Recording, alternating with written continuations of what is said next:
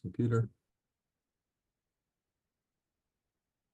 Hey, this is Frank Yosa, CEO of Ketone Aid, and today I'm really excited. We have Eric Hill from Project Echelon. We just started a partnership with them, and what we have here is, I think, practically their entire team on here to go through the soup to nuts, how to use ketones, questions people have about ketones, the positives, the negatives, the clinical trials, the anecdotal, just go over everything. And this is the type of conversation that I have on a weekly basis with World Tour athletes on a one-on-one basis. But now they allowed us to record it, which is amazing.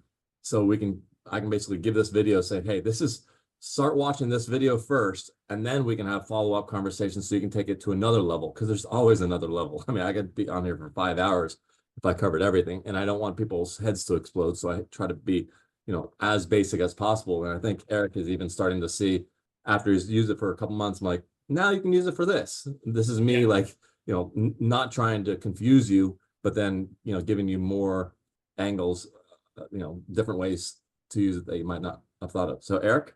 Yeah, thanks. Yeah, my name is Eric Hill. I'm the owner, director, manager of Project Echelon. So Project Echelon is a UCI continental team based out of the US. We race North America and abroad, have the opportunity to race all the way to the .pro level against World Tour level teams, against teams that have unlimited resources for things like altitude training camps, nutritionists, recovery tools, all of the above. And so we're always looking for opportunities and ways to better ourselves through reasonable means, right? We can't necessarily go and live on the top of a mountain. We don't have the means to rent a hotel for a month, train at altitude. We don't have, cryo chambers and a team bus for immediately after a race. So how do we keep up with that level of competition through readily available means? And so ketones has become a part of that regimen for us. A couple of our athletes have found and been ingrained in that research for longer than others. Some are just brand new to the regimen of using ketones. And so we have a wide variety of use cases, a wide variety of experiences and outcomes that people have seen already. And we're here to both share that and also learn more, because we want to maximize the opportunity. Yeah, thank you. And when I was going through the names, sending out product for the first time, I did notice two or three of your riders have been multi-year customers. So maybe at some point they can chime in and give their 2 cents as to how they, what they figured out. Yeah. All right, so let's start from the top. I usually like to talk about the no-brainer protocols and when it works 90-95% of the time, and then we can go into the the more difficult protocols. So can we start with an even more no-brainer, actually? Yeah, sure.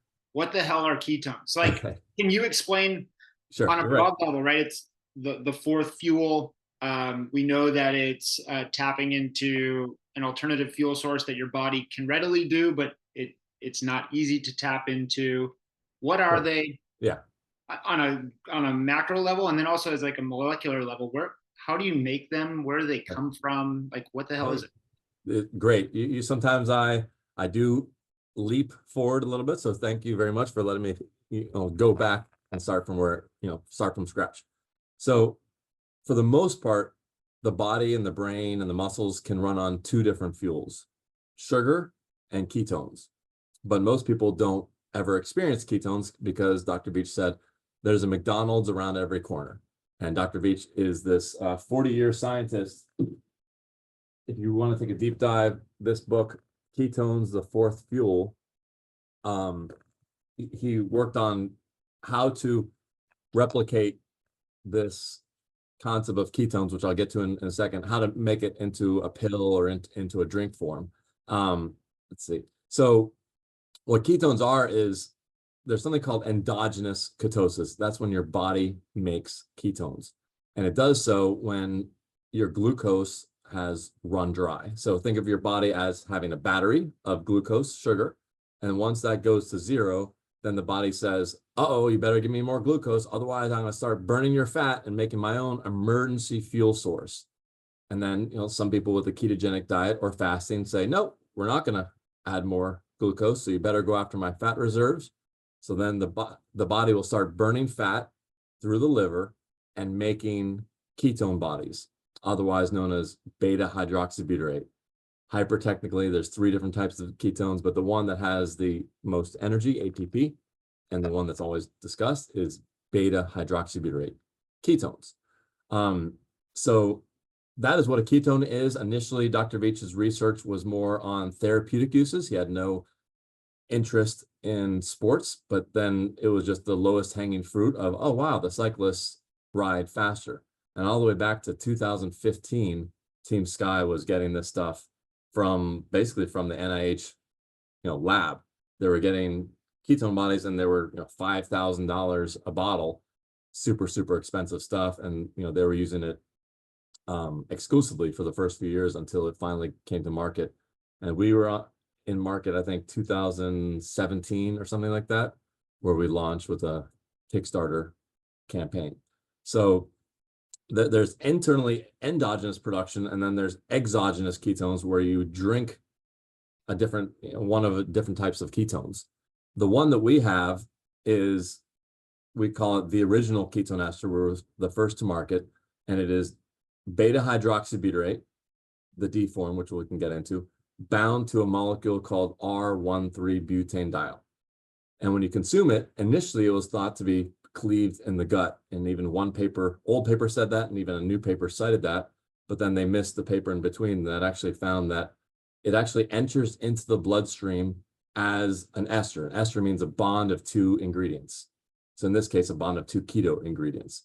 So it enters into the bloodstream, and then there are enzymes that will cleave that, separate it into 2 parts. So you have a fast release of beta hydroxybutyrate, and then a slow release of R13 that goes through the liver and converts to ketones again, beta hydroxybutyrate. So 80% of it converts to ketones. So I said to Dr. Veach, well, why not just give 25% more of the R13-butanediol? It would be a lot less expensive, because the process of making the bond is very expensive when we make it in the USA. So why not just give 25% more of this? And his answer was epic. He said the mice were stumbling. The mice were drunk.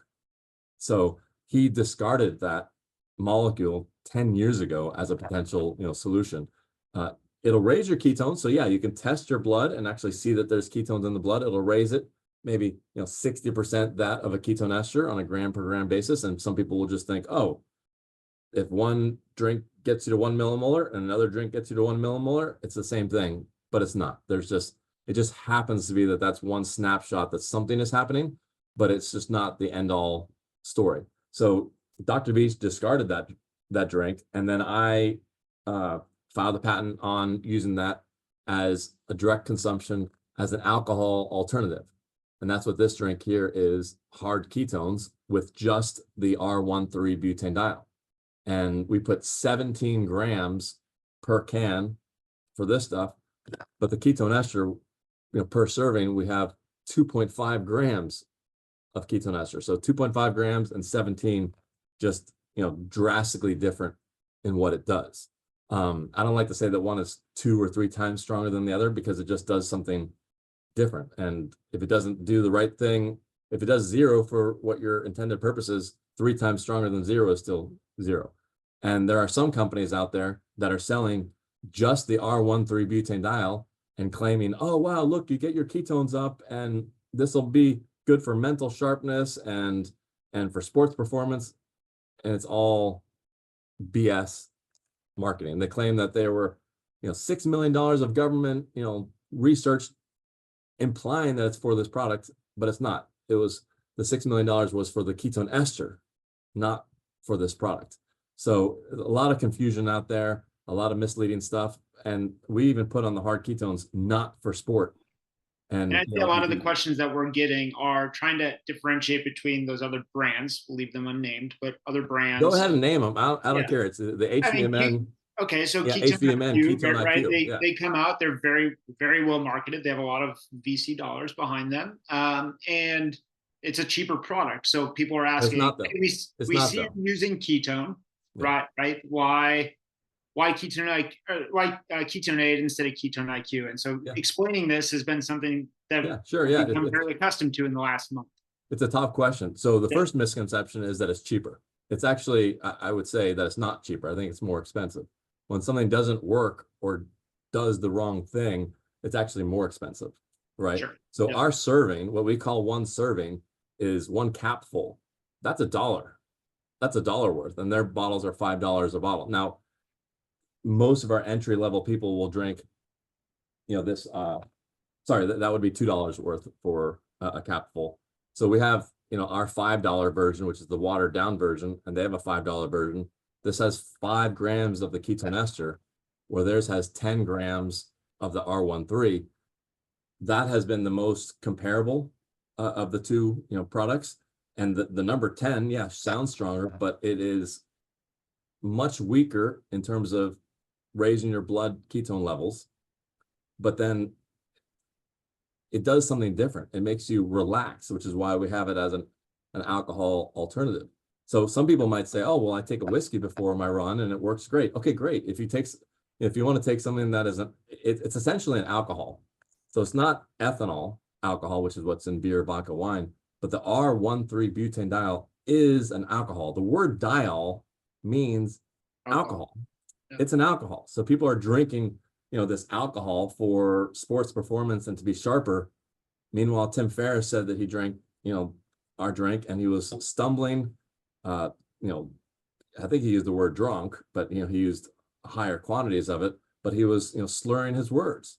And you're going to take that stuff for mental performance. It's ridiculous. So if I had people two want to, cans of the hard ketones the other night and was sending some, I guess, and I went and looked back, some extraneous messages to the guys. So it definitely works. I loosened up just quite right. It was perfect. right. So maybe some people, take that when they're nervous before a race, and then they're loosening up. Okay, sure. Just like a tequila might do that as well, but it just doesn't do the same thing. And there's a whole bunch of other stuff behind the scenes with the science that's above my pay grade, because I'm not a doctor and not a scientist, where it has to do with the NAD, NADPH ratios and how energy is actually created through these ratios. And Dr. Veach made the analogy that if you take an elevator and you go up 6 floors and then jump 6 inches, it's not the same as jumping 12 inches, from the ground. Like there's a difference there, which, who jumped higher? The one that went up 6 floors and then 6 inches? No, the one that jumped from the base level 12 inches. So that other product messes up those ratios and doesn't create energy the same way.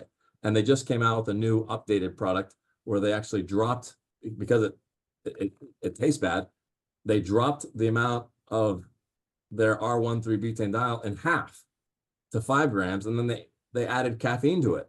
Well, you can get caffeine cheap anywhere. Don't buy caffeine in a bottle. And they just basically essentially doubled the price of the drink. So I think their product is actually way more expensive. Now with ours, you can take more, but it's not my fault that the product is such that you won't get wasted like theirs after several drinks. And that's the limitation of theirs, is you take too much, you get drunk. So ours, you can take more, and we'll discuss different protocols of how much to take. So it's only more expensive if you decide to take 5 times more than the maximum that the other drink can let you do. Yeah. And there's also another round of products called ketone salts. And most of the ketone salts that are on the market are what are called racemic, which means that only half of it is bioavailable. So you might have heard D-beta hydroxybutyrate or R-beta-hydroxybutyrate. Those are the same things. But a lot of the ketone salts have the D form and the L form, which is not bioactive, not bioavailable, doesn't create energy. Now, some people say that it has other benefits like signaling and stays in your system longer. Yeah, it stays in your system longer because it's a foreign substance that the body doesn't know, how to get rid of. And Dr. Veach was very against anything racemic. He said the body's designed to use the D form, and don't touch anything with the L form with a 15-foot pole. He was very adamant about that. Now, it doesn't mean everything racemic is bad. Advil is racemic, which some people might say is bad. Advil is racemic, so it doesn't necessarily mean that everything racemic is bad, but there are these unintended consequences of having something that your body doesn't know, what to do with it. So there are these ketone salts, but the problem with the ketone salts is they're not an ester, so that ester bond is what helps really get it into the bloodstream. And then the salt load is massive. So again, people think that the ketone salts are cheaper, but if you get a decent quality ketone salt, meaning that, a well-known brand and not just some, bulk, whatever, it'll be racemic. So it might say that it's 10 grams of ketones, 20% of that is salt. So it's really 8 grams. And then it's 4 grams because only half of it is bioavailable. But then the salt also blocks the absorption of the ketones. So it's like 3. And before you know it, they're 10 grams. It's just not comparable, to the ester. So it's more expensive. And we've had people that were part of multi-level marketing selling ketone salts for 2 years and the non-racemic version. So it was at least half better. And they took that product for 3 years, took huge amounts so that their blood ketones went to 2 millimolars. And they took a small quantity of ours and their brain lit up. And they were just like, how is that possible? I've never experienced that. It's just because it's a different molecule, different results. It gets into the bloodstream, might even make it into the brain intact as a ketone ester, whereas other products might not be able to even get into the brain. It just does, different things. And we like to say on our website, different ketones, different results. So they just do completely separate and different things. And anybody that has tried that other product and found some benefit, whenever they've switched over to try ours, they're like, oh my God, I thought I found some benefit. It just went up, exponentially from there. But more than not, we find people that find no benefit from that product. And I said, okay, it doesn't mean still try and give ours a shot. And they try ours and they're like, oh, wow, now I understand what it is. And there's this concept that I coined called science hijacking. So on their website, they'll cite all these, things that ketones will do, but all the citations are for ketone ester. So our molecule. So it's misleading. And I have an interview with Dr. Brendan Egan, unpaid. He's done 5 papers on ketones. And he said it's disingenuous to take the results of one molecule and claim that yours is, the same, increase in EPO or performance gains and stuff like that. It's a different molecule, and they're trying to ride on the coattails of the science of the ketone ester. So guys, before we get into the how to use it protocol stuff, do you have any questions about the what is it and how you would need to be able to respond to that if somebody were to ask you, or for your own knowledge as well? I guess I would ask, what's a more concise explanation you could just give to anyone who asks you? About the comparison or what it is? Yeah, why would you use ketone? Well, why would you use this instead of ketone IQ? Because if you were to give a concise answer for that, yeah. Right. Yeah. Their drink has 0 science behind it, and it's an alcohol. If you take too much, you'll get drunk. Yeah, I mean, they claim to suggest taking up to 3 servings. You try up to 3 servings, get on a bicycle, go down the hill 60 miles per hour, and tell me that that's safe. I think it's actually very unsafe.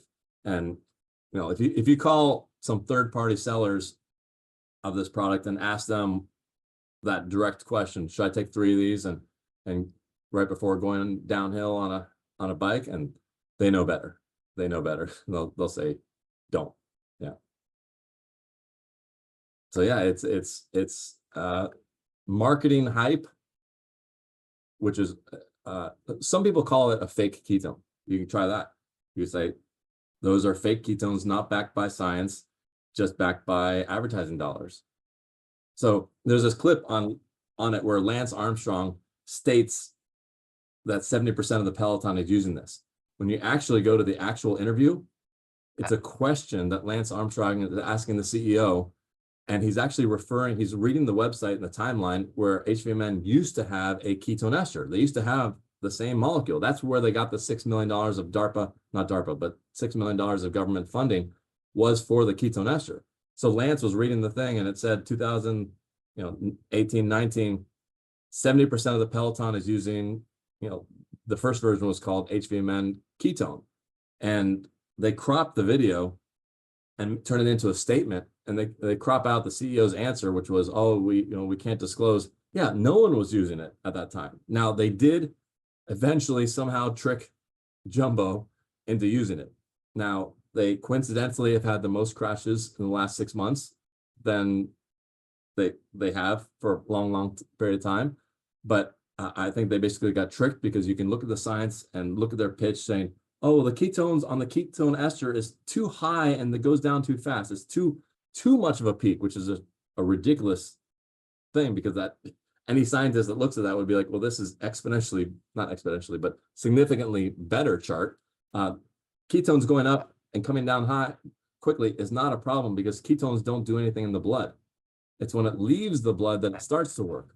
So, but their pitch is, oh, it's a slower release and it stays in this Goldilocks zone of like this ideal one that is just complete marketing BS.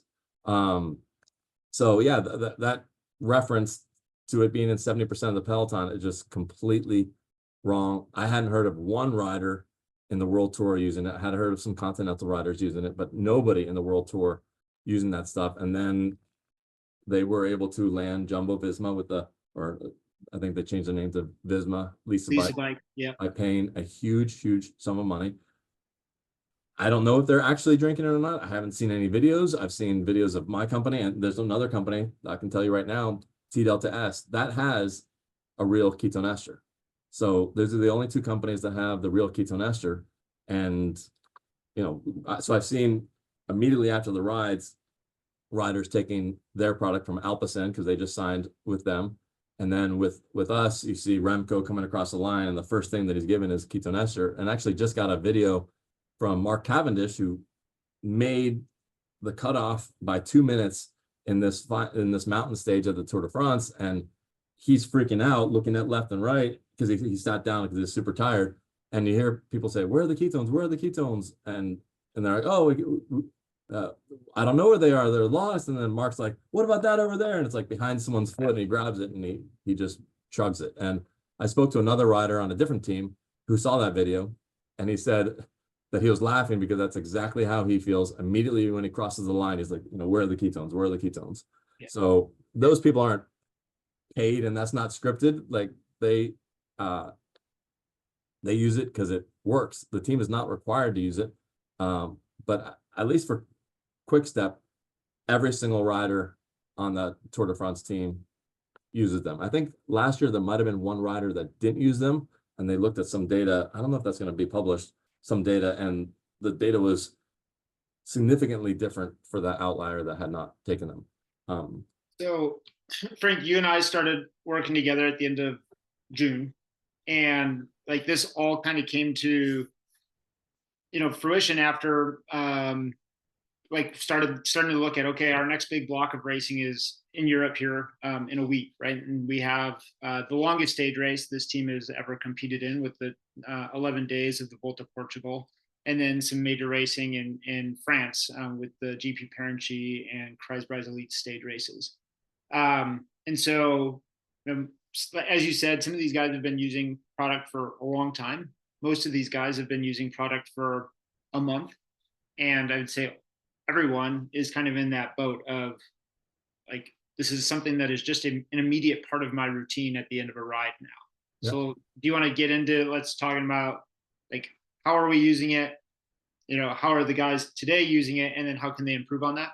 Yeah. So real quick, the clinical trial that is based on this recovery is based on a Peter Hespel paper where they simulated a Tour de France of 15 days with placebo and ketone. And what they would do is they would take 25 grams of active, which is 50 mLs. So we have a sucralose version of our drink that is exactly that amount for Quick Step, because, you know, to take an extra 5 isn't necessarily better. And, you know, just wanted to do exactly what the papers said. They took it immediately after the ride and immediately before bed. I always thought that the immediately before bed is just way too high, but that's what the paper said. So if some people feel scared about taking it before bed, you can take much less. But that's what so the clinical trial, they did that. And the last week of the clinical trial, the average watts of the ketone group were 15% higher in their workouts. So they were just able to work out more. And then the final time trial was 15% faster. So it was just very significant difference in performance in recovery. So, but that was also super high doses. So then the question is, how much do you need to take to be to be viable? Hespel claims you have to take the entire amount, but there has been they haven't done any dose response curves to determine what happens at 25 grams of active versus 15 and 10. And by the way, our drink is 50% active. So the KE4, our main drink, is 50% active. So it's easy numbers. So when they say 25 grams of active, that's 50 mLs of the drink, the full bottle. So they haven't done lower dose responses for cycling. There has been some with Duke where they did 10 grams of active, and they looked at muscle glycogen regeneration, and they did find significant benefit there. And we've had entire Olympic teams in Europe that took it, and they called me. They said, "Hey, my guys are taking 5 to 10 mLs." Hespel's paper, and Hespel says to take 50 ml. So says to take 50 mLs. It's off by a factor of 10. How is that possible? And I said, well, we haven't done any testing for less. Many people find benefit as low as, one bottle of this, the $5 bottle, immediately post-workout. And they said, yeah, our HRV data is better. The athletes, like it. They feel a difference. And I said, well, you can take 10 times more if you want, but it's up to you and your budget. So I do try to list out on my protocol page. If we're talking like money's no object, sure, take the entire bottle. Take another bottle before bed, or half of a bottle before bed, because it might have a little bit of a cumulative benefit, or cumulative, too much energy.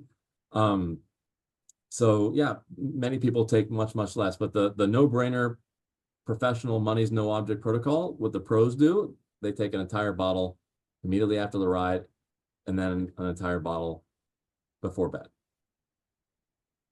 And then the question then should be, is when do I take my protein? When do I take my, water's fine, but when do I take carbs to reload? That's stuff that we haven't quite figured out yet. Dr. Dog, in a video that I did with him, and he's currently the Astana team doctor, he likes to have nothing for 2 hours immediately afterward. But we don't know whether you introduce the protein shake 15 minutes later, an hour later.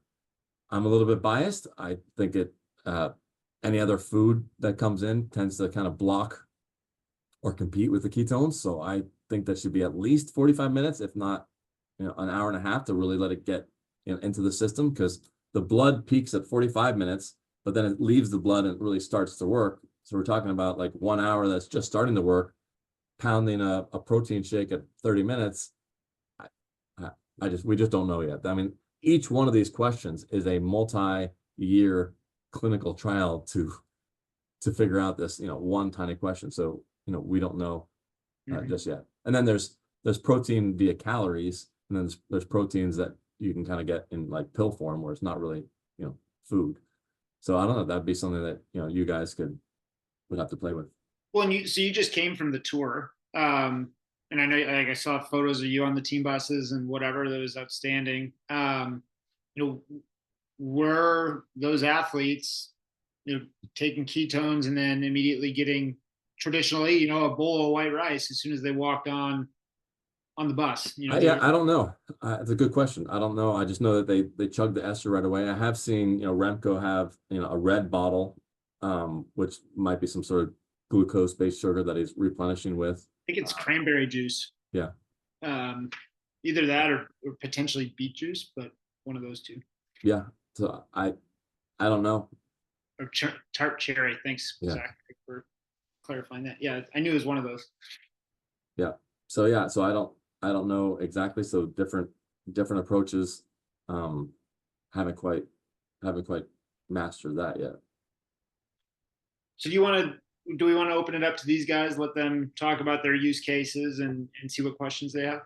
Well, if you have questions specifically on the recovery, we can go into that. But I do want to go into pre-race, during race, altitude, hills, which isn't necessarily the same thing, and your brain, and preloading for a week or two. So I do want to hit on those. Do you want to? Hey, Frank, I have a question. All right. Regarding the recovery, when they did that study you were referring to, did they you don't know whether they ate afterwards or not. It was just strictly taking 50 mils. Good question. I should look at that. Might even be able to look at that while we're on the phone. I'm not sure I'm not sure. Yeah. Okay. Yeah, I was just curious on that. It's a big question. Yeah. Because everyone wants to get protein back in their system and carbs back in their system. But yeah, I don't know. Any other recovery questions? I have a quick one. Do you change the amount you take after a race or ride depending on the intensity? Like after an easy ride, would you take the same amount as after a hard ride? Sure. That comes down more to budget and saving what you have. So yeah, if it's an easier ride, sure, just take 10 mLs. I mean, even as low as 10 mLs. And if you're really running low on it and you just want to take 5 mLs, I don't think that's out of the question. Just one cap full. The cap is 5 mLs. Just taking a tiny amount. It hasn't been clinically proven, but we've got many customers that's all they take is one cap full after the ride. So yeah, the more tired you are, especially the nighttime protocol. If you take an entire bottle and you just had an easy half-hour workout, if I take 5 mLs before my bed, I am up cleaning the closet. But now I'm also keto. So if you're already keto, there is a cumulative, like if you have a baseline of ketones and then you add more. So I often can't take it before bed unless I go to bed super late or super tired, I work out maybe 2 or 3 times a week, not like you guys, but if I have a particularly harder workout, sure, I'll take some before bed. But yes, how much you take before bed could be all the way down to 1 cap full if it's on a rest day. And if you're worried about taking too much, the fact that you're worrying can affect your sleep in and of itself. So that's when you can go down to 1 cap full and just expect nothing, but you're just getting placebo effect if need be, or you're getting ketones into your system. Any other questions on recovery and sleep protocol? Okay. So the next easiest way to take it is preloading it a week beforehand. So for people that don't take it forever and ever, if they are just loading a little bit extra 1 week, 3 or 4 days beforehand, there's some studies that talk about EPO still in the high quantities again, but we do have data from one person that said that he actually tested his EPO after 1 year of using low dose, and he didn't even know about the EPO papers. And he said, is it possible that the ketones are increasing my EPO? Because look at these numbers, they had gone up, and I asked him what he was taking, and he was taking about 10 mLs, every day. So preloading the week before, just to kind of build up more mitochondria, which you're going to blow through in the stage races, and just to be more recovered. We had one guy, anecdotal, but this is how we get the data to then have the people do the clinical trials based on anecdotal.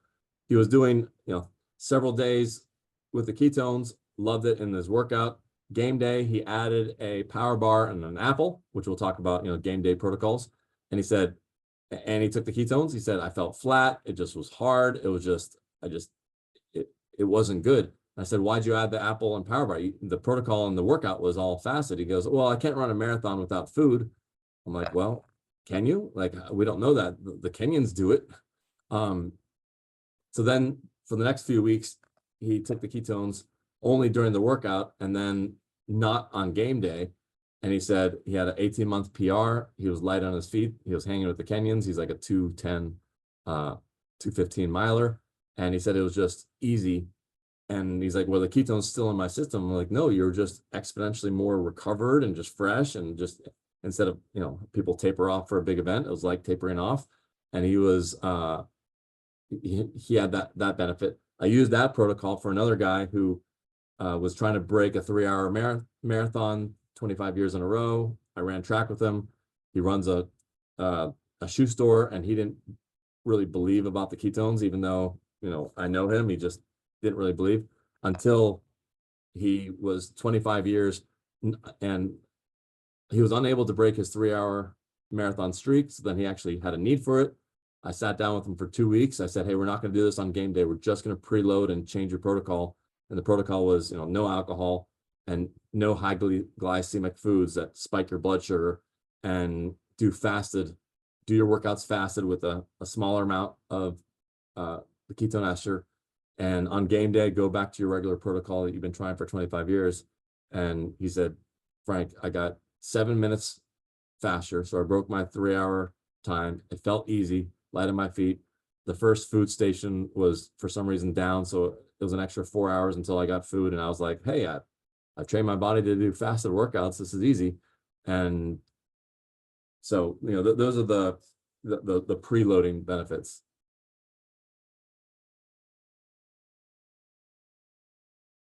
So did you talk about the number? So the number of days that you would need to preload? I'm sorry, I might have missed that. Yeah, we don't know, 3 to 7 days. Why not? Okay. And if you're already taking, 5 to 10 mLs, a day, yeah, you might bump it up to 30, 40 mLs. And how would you spread that out? Not necessarily taking more before bed, because, you want to have, your good sleep. So just some people will get it in, just getting it in any time in the day, just to kind of get the ketones in your system. So you could take it first thing in the morning if you're not going to eat for a couple hours, or, right after your warm up, low intensity ride. Add someone here. So yeah, that's the preloading. So then the next thing is, pre-race. So pre-workout, let's talk about pre-workout. So the best, easiest way to find benefits pre-workout is if you are already doing fasted workouts. I said fasted workouts to someone at a bike shop, and he goes, oh yeah, I fast. And I found out that he takes 2 gel bars before his ride. So he doesn't take breakfast, but then he loads up on carbs. And I was like, well, that's not really fasting. So some people, and I'm not advocating for you to start doing fasted workouts. I mean, that'd be up to you. But if you're already doing fasted workouts, taking a small amount. Do you have any questions? David? Oh, he just muted. I'm so sorry. I didn't realize I wasn't on mute. Okay, no problem. So if you are already doing a fasted workout, and people do fasted workouts to, burn more fats, have less inflammation, but then what they realize is that their watts are going to be lower, and they're like, that's okay. I'll just be 5% lower watts, and or 10% lower watts, and I'll just do the workout that way. I'm still building muscle, but I'm not, burning the glucose that I've eaten. I'm burning fat. So here, what happens is people take the ketone ester and they go back up to baseline. So it's as if they had taken a whole bunch of, 300 calories of sugar without the inflammation, and sugar also creates lactic acid. That's part of the cycle. Ketones create no lactic acid. So a fasted workout, as little as 1 bottle of the ketone shot beforehand, and then you could re-up. By the way, two capfuls of the KE4 is the same as 1 bottle. So 1 serving is 1 serving. So in the ketone shot, we call it 2 servings, because the 1 serving is the minimum amount that a sensitive female might feel. So most people will take the entire bottle. That's the equivalent of 2 capfuls of KE4. And then they're the same thing except for water. And this one has monk fruit in it instead of stevia. You can see that one is super sweet. That one is very, very easy to consume. Yeah, the ketone shot is, more consumer friendly, and one day this will probably take over the KE4 because it's just so much easier to drink. So the fasted workouts, yeah, you can do 1 bottle, and then some people will re-up it every hour. We had this one continental team where 7 athletes for 5 days only took the equivalent of 1 of these per hour, and then on hour 4 and 5 they took 2 of these, which I didn't necessarily think that they needed to increase. And they had no breakfast beforehand, and afterward they said, we're not hungry for dinner, should we eat? And I'm like, I don't know, I think so, otherwise you're just gonna melt. they were able to go 5 hours, which is a small amount of this along the way. So then one might ask, and he did ask, like he looked at the calories, like that's 26 calories per hour. How's that possible? And what we think is happening is it's doing two things. One, it's suppressing your hunger. So the distraction of being hungry is one reason why people add a power bar and an apple, because the power bar and apple might not convert to food in time. So what is it doing? It's just stopping your hunger pains and distractions. So what we think is that it's doing is just working with your body to burn its own fat. We don't think sitting on the couch drinking ketones will make you burn fat, but in a sport context, it's compatible with your body's own system. And that's the only thing that makes sense. For 5 hours of riding, they weren't just riding on 26 calories, per hour. So what were they doing? They were triggering into their, triggering their own fat loss or fat burning to make their own ketones. So you had two fuels. So if you use your own ketones, and some people that are ketogenic say, oh, I don't need the ketones because I make my own. Yeah, but you don't make necessarily enough for the watts that you want to put. So it's just compatible with that system. And we also don't know whether people that are always keto versus non-keto, I mean, this drink was designed for non-keto people, but there is going to be some segment that is already a keto athlete, and then their protocols might be a little bit, different as well. But it's funny when they say, oh, I don't need ketones, I make my own. I'm like, so a glucose-based athlete's going to say, oh, I don't want to take any sugar gels because, my body has enough sugar in it already. It's like, no, it's compatible. Have any of you guys tried doing a fasted ride and using the product that way yet? Do any of you guys do fasted rides as a part of your training? I Not have played around.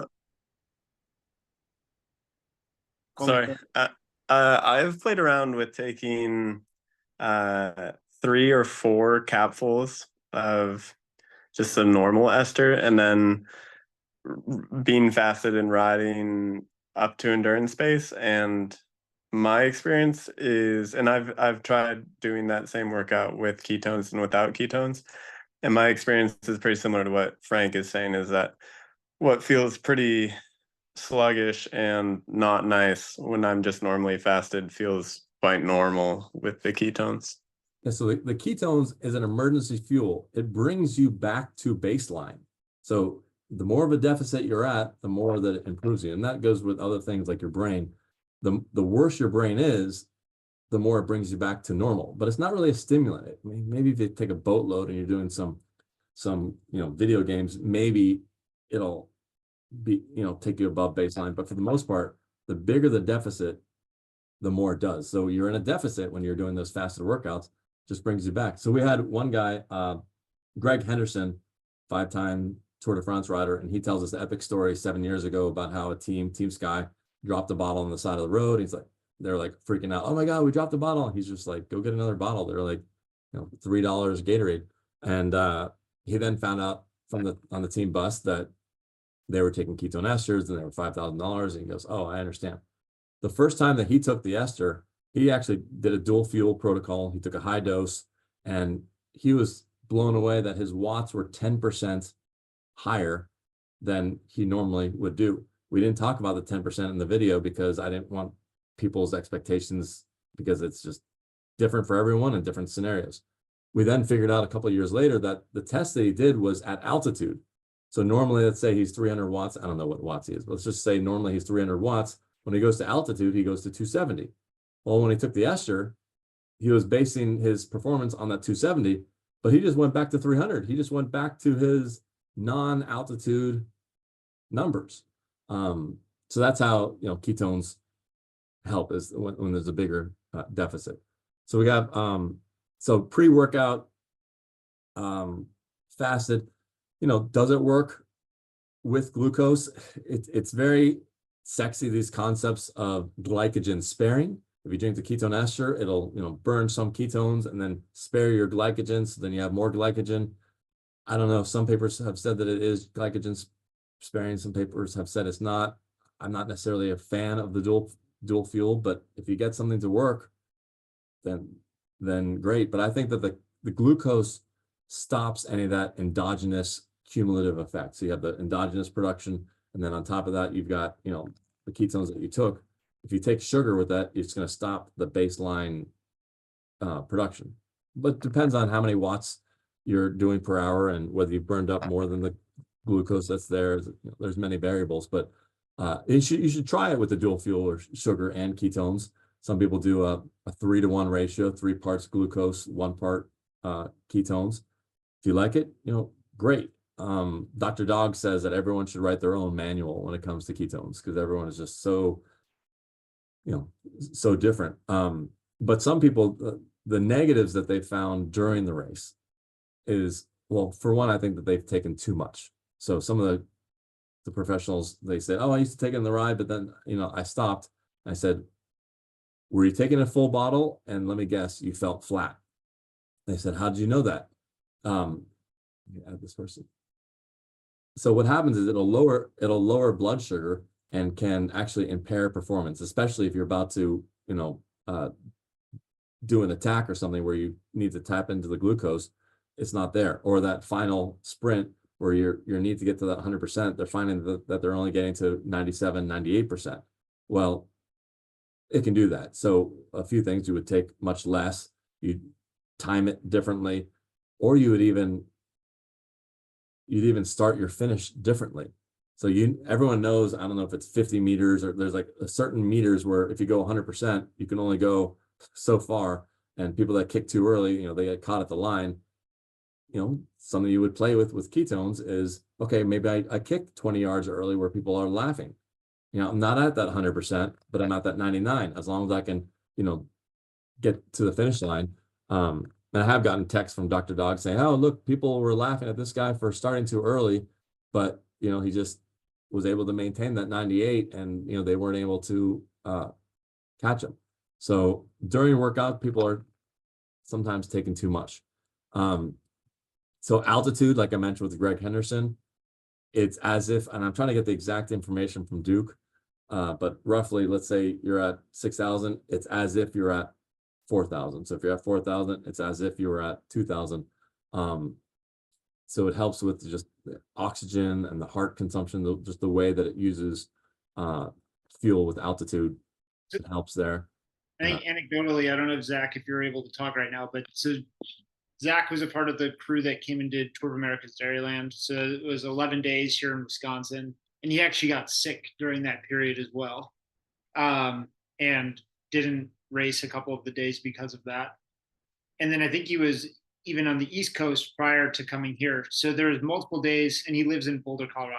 So there were multiple days, like a long enough period to deacclimate from being at sea level or at altitude, and then later went to altitude and resumed training. And so Zach actually posted some data on his stories the other day, just talking about benefits that he saw for reacclimation and getting back to training. So Zach, I don't know if you're able to talk about what you felt or saw and how you used ketones during that period.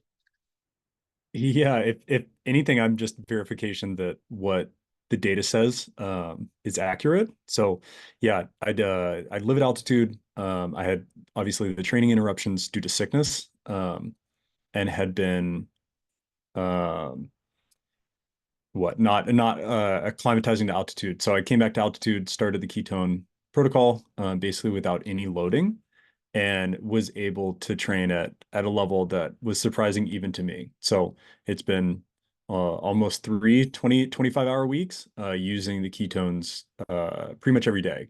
And so that's not something that was normal to me before using the product. And obviously anytime you label things training camps, you make sure that your sleep is as good as possible and your nutrition is dialed. But usually I would have issues with sleep returning to altitude, and that wasn't the case this time. So it's definitely something that I'm encouraging athletes who are doing altitude training camps to invest in as well.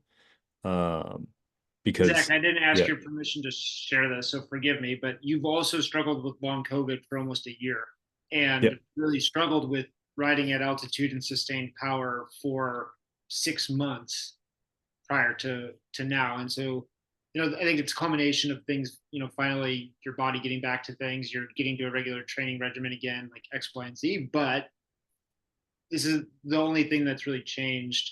And you like seemingly just snapped back to your typical self after a year of struggle. Yeah, I think the ketone product was kind of perfect for the things that I was really struggling with. So yeah, increased sleep quality was huge. And especially, being in Boulder in the heat, not feeling that like kind of dried out, super fatigued feeling when you're going to sleep has been really nice. And doing the heat protocols to prepare for this race in Portugal.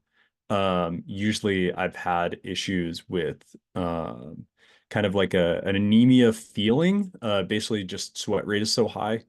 So being able to, maybe perceive that EPO boost and maintain red blood cell count as blood volume is so heavily fluctuating has been great. So yeah, I'm totally all in and super thankful that this partnership formed, and I've basically been able to train at a level that I haven't been in over a year. Nice. So we are working on a clinical trial for long COVID. So coincidentally, there's some people that are just using it for long COVID. Again, the more of a deficit you're at, the more it brings you back. Then you get the altitude, and then you get the heat.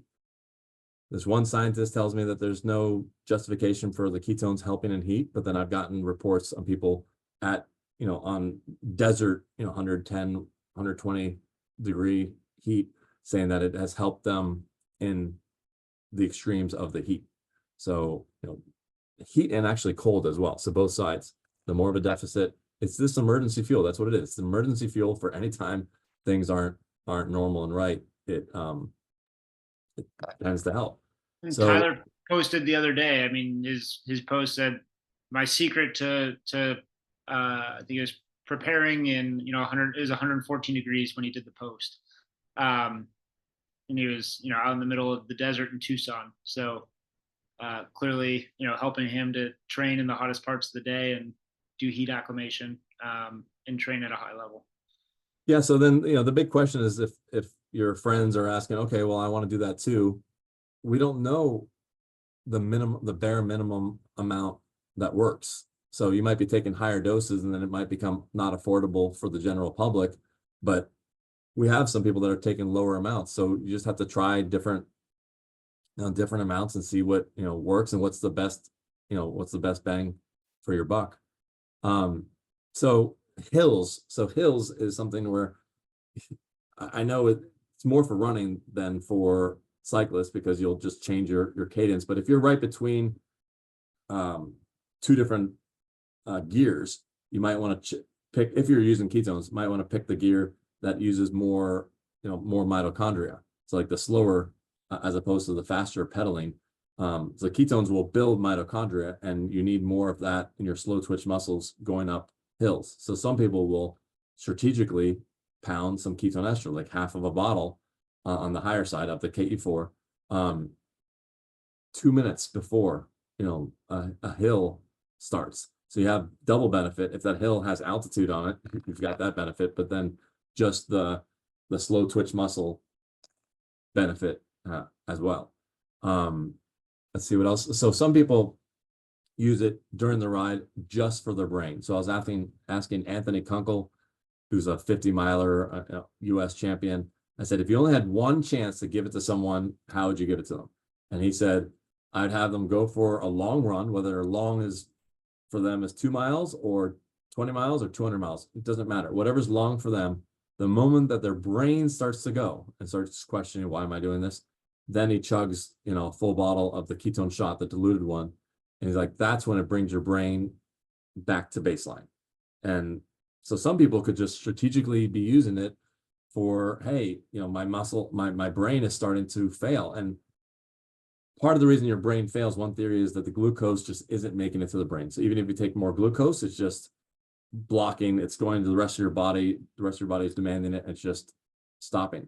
Ketones fill what's called this brain energy gap, where you have 100% of your brain fueled by glucose, and you'll have, at the end of a workout, your brain will be, 60, 70%. And the ketones use a different pathway and just fills that back up to 100%.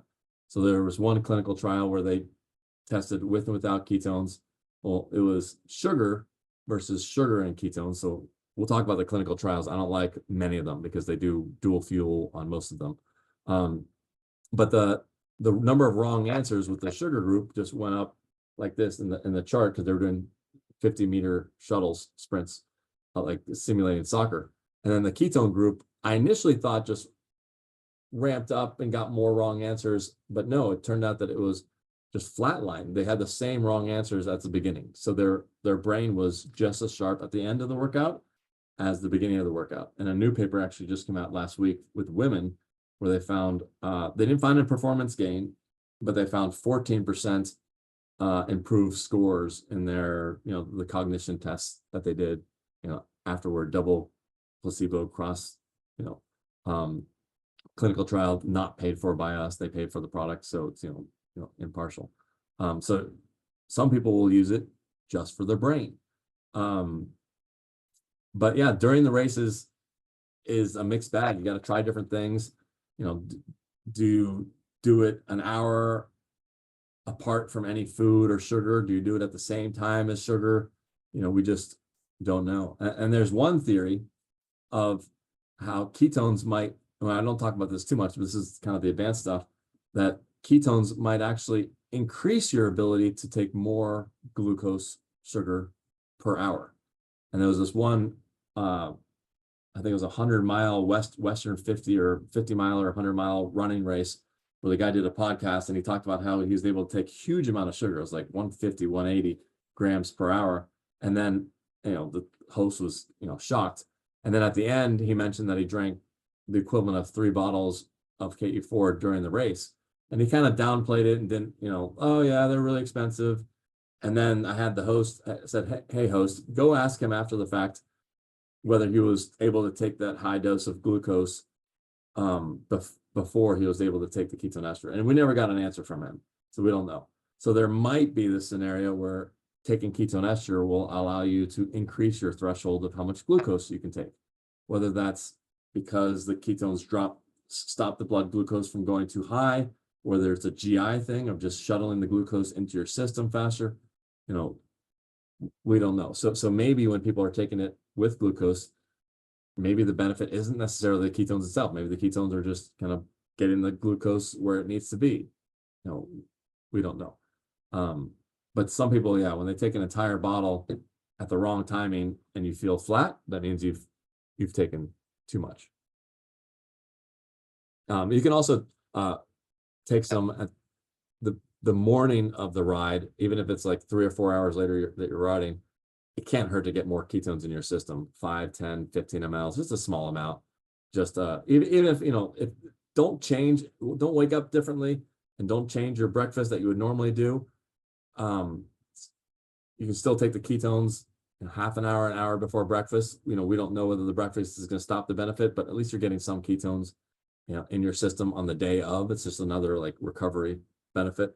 Another protocol to keep in mind is flying. So flying with jet lag and stuff like that, the protocol is to not eat in the entire flight. Now, if you want to have a handful of high fat nuts and stuff, but trying to keep your glycemic index down and not have spikes, because the spikes are what my understanding is contributes to the jet lag.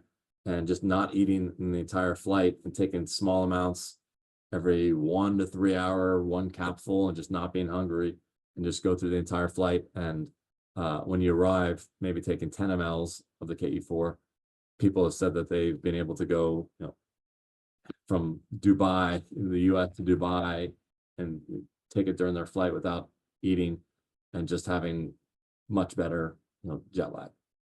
Now, don't wake up if you want to if sleeping is part of your routine. Don't set a timer and break your sleep to take the ester. But yeah, not eating the airline food and just fasting for the flight.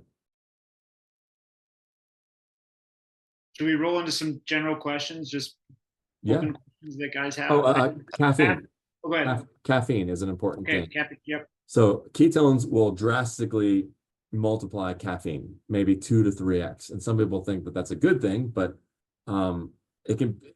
it's like taking 3 times the amount of caffeine. So it's not like you get the benefit of the 2-3x and not the negative. So we had one person that knew that their threshold was 400 milligrams. I think that was over multiple hours in a day-long race. And then they took the ketone ester. No, their threshold was 900, but they had only taken 400 of the caffeine, and then they took a lot of ketone ester, and they had the same GI sickness issues that they've had when they were too high on caffeine, where they were throwing up and stuff.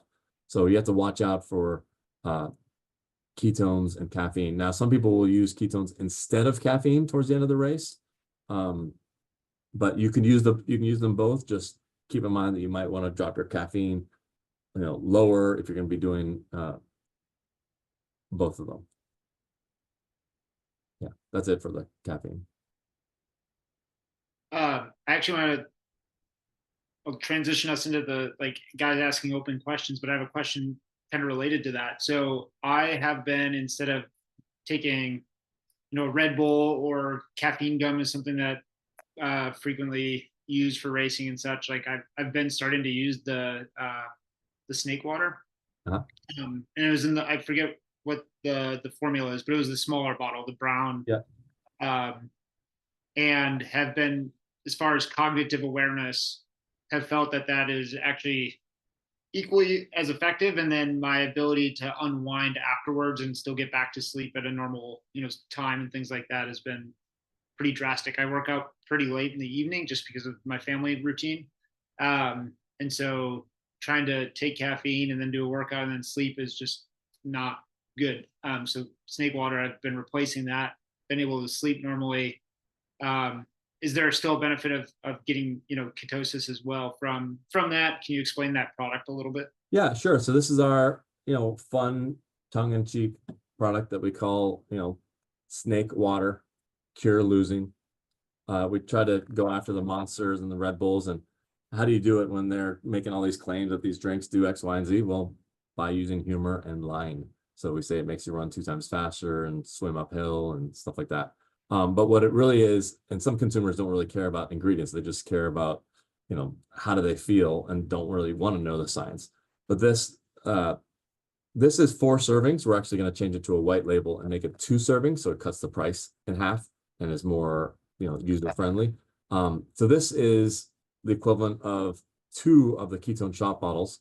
So it has 4 capfuls of KE4. And it is ketone ester plus nootropics. So, and branched chain amino acids. It's basically the kitchen sink of every single thing that I could think that would be beneficial with the ketones, putting it in there. But it has 0 sugar and it has 0 caffeine. So instead of the caffeine, we're using 2 and 0 stimulants. So there are some things that update drink that claims to be caffeine free, but it's still a stimulant. It's a different form of caffeine, so they can say that it's caffeine free, but what goes up must come down.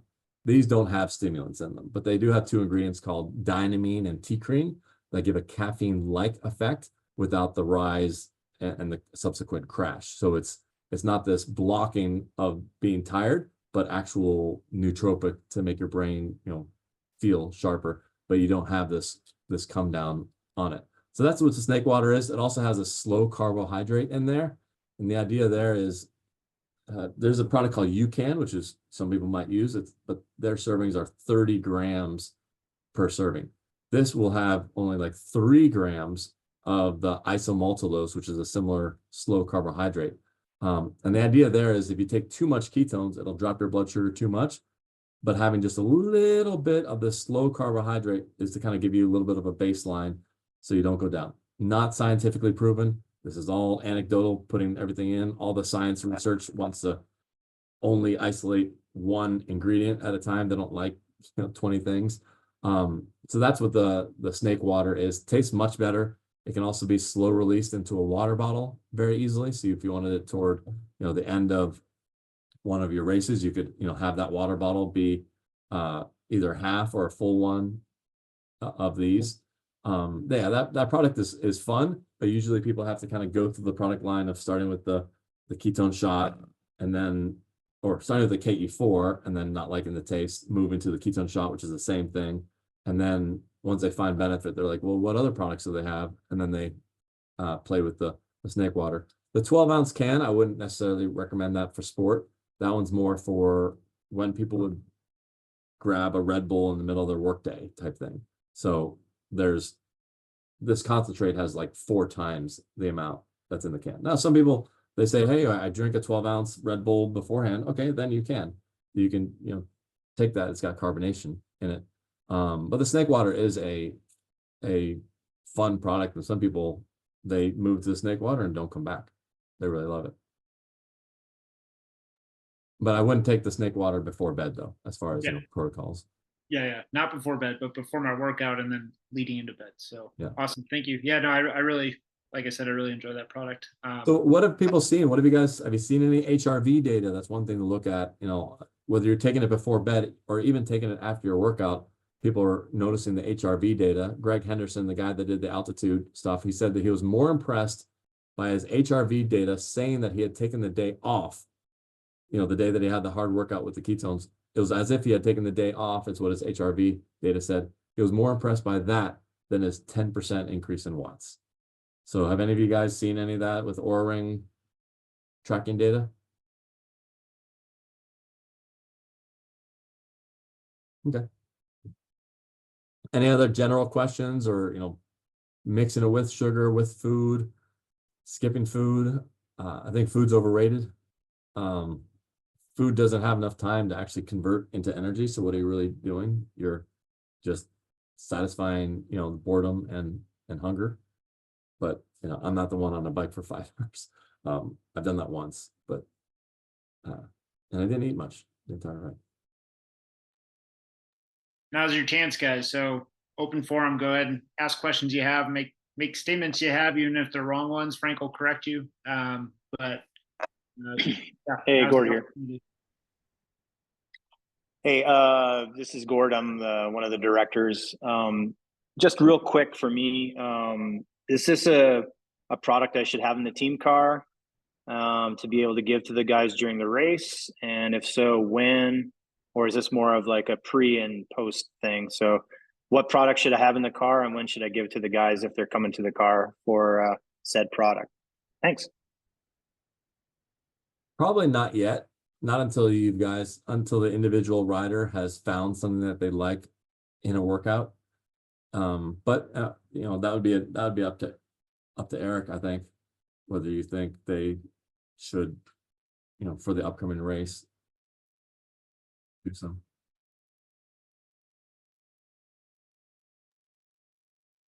Yeah, I agree. I mean, I think definitely with guys, we had kind of originally just said, let's not tinker too much with during, as we, head into this first block and doing a volume block like this, like we've never done before, but a great off-season thing for us to test and prepare as we look into 2025. Yeah, I normally tell people, because I get emails all the time, I've got a race on Saturday, how do I use this? And I say, don't. I say, use it today, tomorrow, a couple days before the race, maybe the morning of race day, take a little bit, but for the most part, it's just too risky, because when it works, it works. But when it doesn't work, we've had people drop out of races. So we had a triathlete that just straight up took it the first time, and he said that he had to drop out, and he lost $10,000. He said his legs just felt super heavy, just like he was going backwards, and it didn't work. And we have had some people that have experienced that initially taking the ketones during the ride, and then once it wears off, it's almost not wears off, but once the system kind of switches, maybe to fat burning or something, that it gets better. So just because you've taken the ketones and you feel a little bit worse for a small period of time, don't freak out. Like oftentimes something's happening, and they feel better when they get out the other end. But yeah, probably not. Maybe a few of the riders that have used it for 2 or 3 years, they might have some, during workout experience, so they might ask for a bottle, but for the most part, probably not. Go ahead, Sam. Okay, thank you. I'll preface this again with saying, like, I also don't have degrees in science. In fact, I have like 3 degrees in not science, so that's why I'm curious about this. But I guess relative to the new trend alongside ketos of the carbohydrate revolution, you know, as they've come to call it in media and cycling at large, is there any data showing that taking ketones or trying to induce, like, I don't know if you would call it microketosis or whatever the terminology would be, compromises ability to utilize carbohydrates? Because it seems like the utilization of ketones seems a bit at odds with this carbohydrate revolution, where you're aiming for on race day, for example, 120 grams of carbs per hour. And as an athlete, I'm training my body in, you know, my workout sessions to be able to utilize that kind of carbohydrate intake. Is there data like showing that ketones does or doesn't compromise that kind of carbohydrate utilization? Or because it just seems hard, it seems hard to that the body would be able to differentiate between carbohydrate and utilization and fat store utilization after ketone intake that quickly, such that it would be effective. Do you have research on that or data? Because it's a question that I've been asked. Yeah, And also I've been wondering. There's no research. I think the ketones can help you go higher in your glucose consumption based on that, you know, that 50-miler guy, but based on other, I've talked to some of the team doctors, theoretically what could be happening, like limiting blood glucose spike and just allowing you to take more. But no one's looked at that. So the clinical trials, real briefly, I don't like a lot of them because they almost all combine glucose and ketones. So they're like, they do maximum amount of ketones and maximum amount of glucose, and then they cross their fingers and maybe find performance gain. So the first paper came out, they showed a 2% performance gain in a 20-minute time trial. I think it was by accident. I think it was, you just do enough trials and you're going to get one that shows a mathematically, you know, certain mathematically, you know, benefit. But we had, more recently, Brendan Egan did a paper where he did a 4-hour running economy test, and he compared glucose he was comparing glucose versus ketones and glucose. And I said, can you please do a third arm of just ketones alone? He's like, oh no, you know, why? 2 is better than 1, and, you know, costs money. I said, please. And sure enough, 2 years later, ketones alone increased running economy by 4%. 4% above sugar and 2% above ketones and glucose alone. Blew them away. They did not expect that at all. Now, that's not the end all that says, oh, ketones will beat sugar in every scenario. Maybe you have to have sprints, and these people are doing just, you know, 4 hours of straight running, but we just don't know. But it's the first paper that opens up well, maybe ketones alone. Maybe you don't go higher and higher on the glucose, and you try and, you know, perform on much less carbs and use your fat stores as a, you know, a slow burn. You've got days worth of fuel, and glucose creates. So I'm not a fan of glucose, so I'm biased. So, but I know that the numbers are trying to see how much glucose you can cram into the system, but glucose creates also inflammation. Like it creates lactic acid. It has a lot of negative byproducts. The ketones don't create any of that stuff. So, yeah, we don't know. I mean, I would love for you guys that if you guys want to do some N of 1s when you guys are done, and see if everyone knows their threshold, see what happens if you take ketone ester at the same time, and see if that threshold magically goes up 30 grams an hour. I wouldn't be surprised, but we haven't tested it in-house or any trials. A lot of trials talk about the glycogen sparing concept, that it's, you know, the fuel is tapping in. They did one paper where they actually waited until the ketones were at 0 to then start the time trial. And then the paper said ketone ester does not improve time trial performance. But if you actually read the paper, they took the ketones, waited for and they rode for 2 hours, waited for the ketones to go to 0, and then started the time trial. It's just like a little bit of a misleading title there. But their hope was that the ketones during that 2-hour ride were sparing the glycogen so that when we went all out for that 20 minutes, there would be benefit. And they did not, find any benefit in that. But we just don't know. All right. Thank you. To that note on the last trial, do you know, I assume it depends on the dose, but how long it takes to metabolize these ketones and like how long it takes before you go down to baseline, or after you take a dose, how long it takes for it to reach its peak levels? The peak level on the high dose is 45 minutes.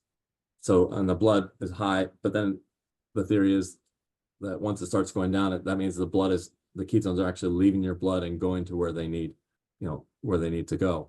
But they also did high doses. They probably did the same 25 grams. I don't know if they did it multiple times during that 4 hours or not, but it was definitely high doses. And I think it was also empty stomach, like whether or not to eat breakfast is a huge variable in the clinical trials. So the first trial was no breakfast, and they compared first trial 2015-16. They compared ketones versus ketones and glucose on a fasted state, no breakfast, and the ketones were 2% more performance gain. So that was the first, oh wow, 2% more gain. But then some scientists came out and said, yeah, but they had no breakfast, and that's not a normal state for a runner to be in. So then they try to replicate the workouts, replicate the trials, but then they added the breakfast component, and then it didn't work. So is it just the breakfast? Is it, they might have changed one more variable as well, because they're also work on sodium bicarb is another thing that people talk about a lot. Sodium bicarb, I think, is only potentially beneficial because there's some paper that showed sodium bicarb with ketone ester worked. And the goal of this paper was to take a 5-hour ride with two breakouts, a 5-minute, 3-minute, 1-minute breakout in the first 2 hours, and then a 5-minute, 3-minute, 1-minute in like the 4th hour. And their hope was that the second set of breakouts was going to be faster because they were more recovered in between. And accidentally, the first batch happened to be better. So they wrote the whole paper around the first, that it helped with the first batch, even though the intended goal of the paper was the second batch. So it's like, but that was also high doses again, and with glucose, not a big fan of that.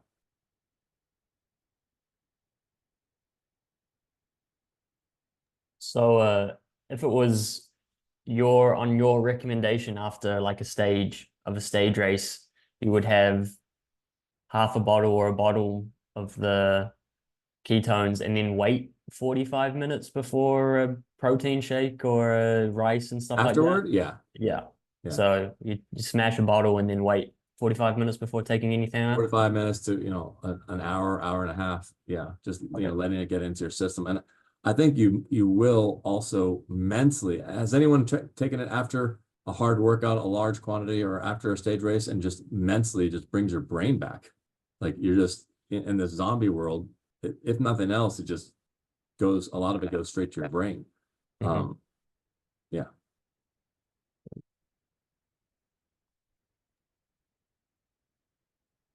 I think we covered a lot of stuff.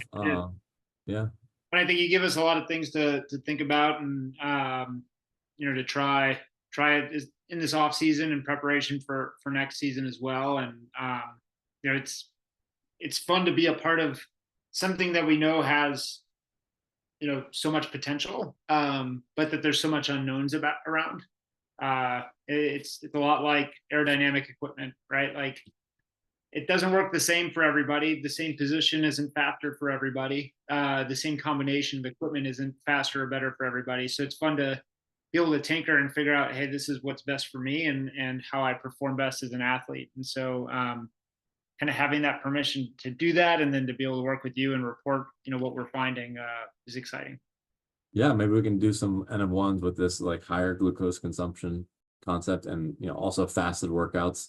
I wouldn't be surprised if you guys, those that aren't doing fasted workouts, start incorporating that into their workouts, because they can take the ketones, still be at the same baseline, and you're just burning fat, and you're just making yourself more dense as an athlete. I mean, I'm not for weight loss. I don't promote this product for weight loss for general people, because they think that they drink the drink and they can eat cake and lose weight. No, but for an athlete to do, fasted workouts and have less strain on the system and less inflammation and less soreness, so you can do a harder workout the next day, that's where you really get cumulative benefits. Also, people that do 2 workouts a day, taking it after your first workout should be a noticeable difference in your second workout, that day, as far as just your central nervous system being recovered.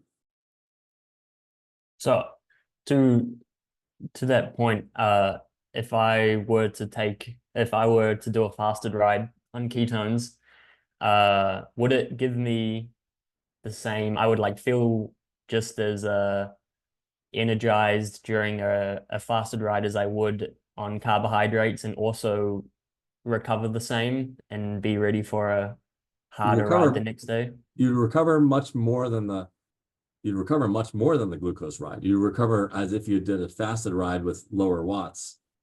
You'd recover like that, but your watts would be just regular back up to baseline. Yeah. Mm-hmm. Yeah. And it would also help me burn fat and get leaner at the you'd same be burning time. fat because all those calories of sugar, that you're burning that sugar as opposed to burning the fat. So yeah, you would, the calories have to go somewhere. Like mathematically, they would be burned. And if your goal is for weight loss, I would ditch that 45-minute, 1 hour later shake altogether for training. But that, a sports nutritionist might, not like that at all. So, but I did do a video with Dr. Dog where he talks about the benefit of 2 hours after the fasted workout, taking the ketone ester and not eating for 2 hours. Like he specifically talks about what it triggers, in the body. So I think Chris Froome was one of the first people that, took the ester, and was one of the first athletes that went into this super skinny mode. Like, I don't think that's a coincidence. He decided to do the, without burning muscle. You don't want to be eating into your muscle for energy. If you can just selectively burn your fat and still build the same amount of muscle, have a lower fat percentage than your watts per your weight. Yeah, that would be the goal, is to have a regular baseline workout and be significantly less sore the next day. So, all right. I think that's. Thank you, Frank. Really appreciate the time. Appreciate you answering questions and addressing misconceptions. Hopefully, it didn't make it too confusing or add too much too much overload. What am I supposed to do? Luckily, we got a bunch of nerds in the team, guys that really like to understand what's going on and why, and not just take something to take it.